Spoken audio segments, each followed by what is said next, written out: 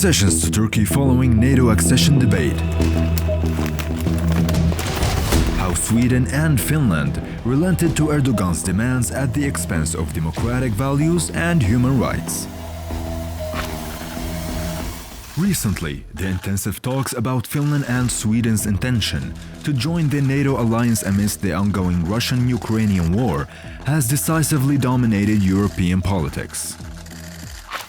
As both countries used to formally support the autonomous administration of North and East Syria, their potential accession to the NATO alliance and a subsequent membership was only met with suspicion and vehemently opposed by the Turkish government. However, the following concluded formal agreement of Sweden and Finland's NATO accession at the backdrop of Turkey's former staunch opposition. Both countries finally agreed to relent to Turkey's blatant demands at the expense of North and East Syria's inherent population. Just recently, amidst the ongoing membership talks and negotiations between Finland, Sweden and Turkey, President Erdogan had requested the extradition of several Kurdish individuals, including Swedish MP Amina Kakabaveh, who is of Kurdish Iranian descent. With Finland and Sweden's official accession to the NATO, both new members officially proclaimed their extent support to Turkey against threats to its national security,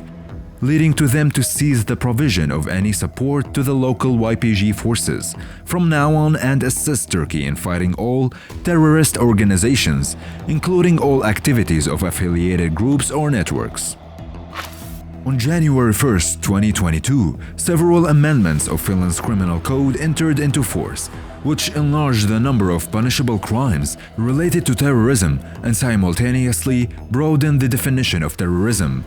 including the scope of participation and activity that can be legally classified as terrorist acts. Sweden, on the other hand, also confirmed that its new Terrorist Offence Act entered into force on July 1, 2022, which further makes use of a stricter listed definition of terrorism and introduces new counter-terrorism measures and legislations.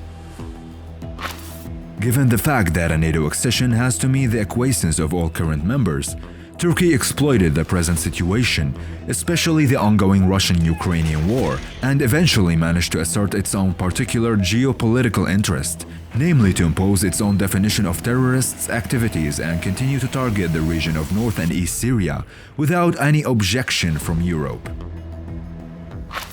In 2018, Turkey violently occupied the city of Afrin, which is preponderantly inhabited by ethnic Kurds and engaged in heinous war crimes and human rights violations, while continuously bombing the area and supporting various extremist militias, leading to a fatal destabilization of North and East Syria. Even though these crimes and infringements clearly constitute severe violations of the international law, the international community continued to silently condone Turkey's war of aggression and ignore the plight of North Syria's local residents. In the wake of Erdogan's recent announcement to launch a new invasion in northern Syria, the fate of the region's inherent population, who face displacement, lethal barrages, and constantly deteriorating living conditions on a daily basis, still remains uncertain, as Finland and Sweden eventually succumb to Turkey's blackmail attempts for the sake of their NATO membership and renounce on democratic values and universal human rights. Secretary General,